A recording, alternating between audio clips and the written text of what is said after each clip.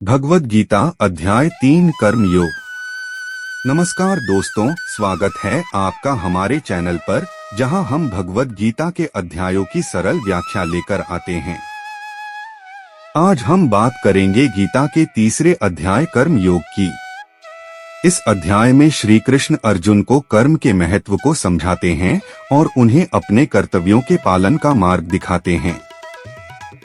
अर्जुन महाभारत के युद्ध के दौरान अपने कर्तव्यों को लेकर असमंजस में थे। तब श्री कृष्ण ने उन्हें कर्म के महत्व को समझाते हुए बताया कि हर व्यक्ति को अपने कर्म से मुंह नहीं मोड़ना चाहिए, चाहे परिस्थितियां कैसी भी हों। कर्म ही धर्म है। श्री कृष्ण ने कहा, इस संसार में कोई भी व्यक्ति एक क्षण के लिए भी बिना कर्म किए नहीं रह सकता। प्रत्येक व्यक्ति प्रकृति द्वारा उत्पन्न गुणों से मजबूर होकर कर्म करता है। इसका मतलब यह है कि बिना कर्म किए जीवन असंभव है। हर किसी को अपनी योग्यता और धर्म के अनुसार कर्म करना ही चाहिए। श्री कृष्ण ने कर्म को 3 भागों में बांटा है। पहला है सकाम कर्म, यानी वो कर्म जो किसी इच्छित फल की प्राप्ति के लिए किया जाता है। दूसरा है निष्काम कर्म, जिसमें किसी फल की इच्छा नहीं होती, केवल कर्तव्य की भावना से कर्म किया जाता है। और तीसरा है अकर्म, यानी कोई भी कर्म न करना। निष्काम कर्म योग, बिना फल की इच्छा के कर्म करना। गीता का यह तीसरा अध्याय हमें सिखाता है कि कर्म करते समय हमें फल की चिंता नहीं करनी चाहिए। कर्म करना हमारा धर्म है और उसके परिणाम पर हमारा नियंत्रण नहीं है।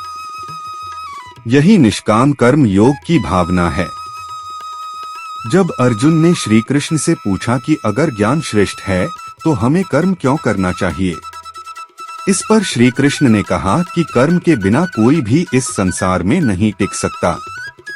केवल ज्ञान प्राप्त करने से मुक्ति नहीं मिल सकती, बल्कि कर्म ही मुक्ति का मार्ग है। कर्म करते रहो, परिणाम की चिंता मत करो।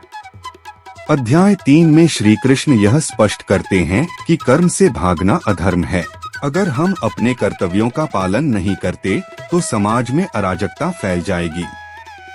हर व्यक्ति का कर्तव्य है कि वह अपने जीवन में सही कर्म करे, चाहे वह युद्ध के मैदान में हो या किसी अन्य परिस्थिति में। गीता का यह अध्याय हमें यह सिखाता है कि सही कर्म ही धर्म है। जब हम अपने कर्तव्यों को बिना किसी स्वार्थ के करते हैं तो हम सच्चे योगी बनते हैं। यही कर्म योग है जो हमें जीवन के उद्देश्य की ओर ले जाता है। तो दोस्तों, यह था गीता के तीसरे अध्याय कर्म योग की एक सरल व्याख्या।